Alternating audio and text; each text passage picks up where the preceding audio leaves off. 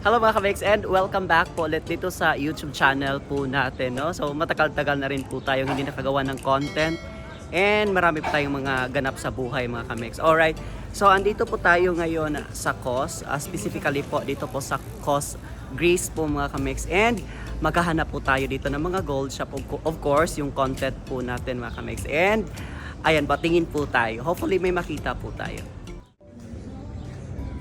So, may nahanap po tayo dyan na gold shop po mga ka-Mex. Ayan, lapitan na lang po natin. Nandyan. Okay. Tapos meron din dito sa kabila. Ayun. Ayun yung mga gold nila dito. May mga pendant. Mahilig sila sa mga bato.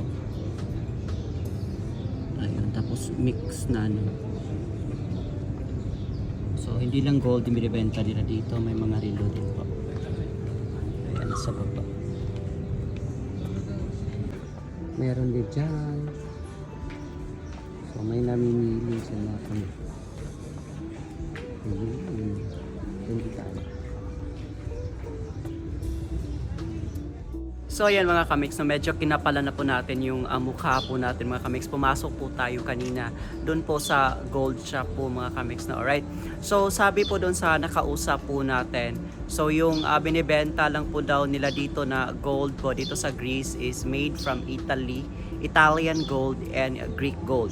So ang usually po nila na binibenta mga ka-Mex na karat po is nasa 14 karat po, which is 58.3% of gold, and 18 karat po mga ka-Mex na pailan-ilan, which is 750% of gold po mga ka-Mex. So sa Pilipinas po, may nakita po tayo na 10 karat, 14 karat. Kasi sa Saudi, usually ang binibenta po nila na gold is magsisimula sa 18 karat, may 21 karat, 22 karat, and 24 karat. So iba po dito.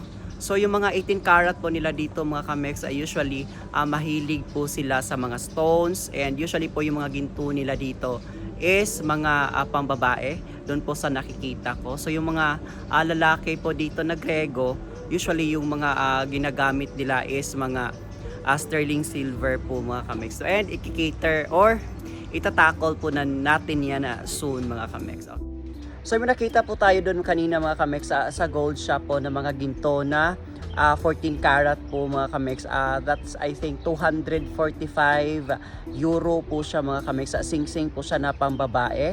And kayo na pong bahalang mag-convert sa Pilipinas. So 245 times 65 or 66, depende po yan sa palitan. Nakausap po natin kanina mga ka-Mex, wala daw pong chance na bumaba yung ginto. So lagi po siyang tumataas. And sabi din daw niya kanina, so hindi ko na pa binidyohan, baka magalit po, iba po yung ano dito, kultura, baka alam mo na yon. So kung bibili ka daw sa kanila ng gold po mga ka-Mex, kung cash payment po siya, magbibigay po sila ng discounts. Kung card naman, so medyo malabo. So mas maganda po cash po yung gamitin po natin. So yun lang po mga ka-Mex. So yung mga kalalakihan po pala dito ng mga Grego po mga ka-Mex, usually yung mga ginagamit po nila is sterling silver po, Italy designs po, Italian silver. Yun po yung mga gamit po nila dito, yung mga accessories. So ayun po mga ka-Mex, share ko lang po.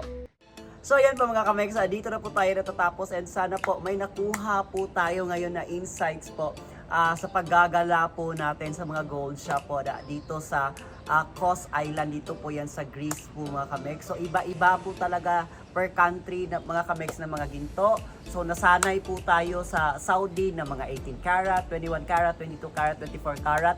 And sa Pilipinas naman po, iba naman po mga ka-Mex. So ayan po, hopefully po makagawa pa po tayo ng mga ibang content po ng mga gintong alahas or anything po mga ka-Mex regarding po dito sa bagong country po natin mga ka-Mex, na andito po ako ngayon nagtatrabaho dito po sa Greece. And thank you for watching po mga ka-Mex, and see you in the next vlog.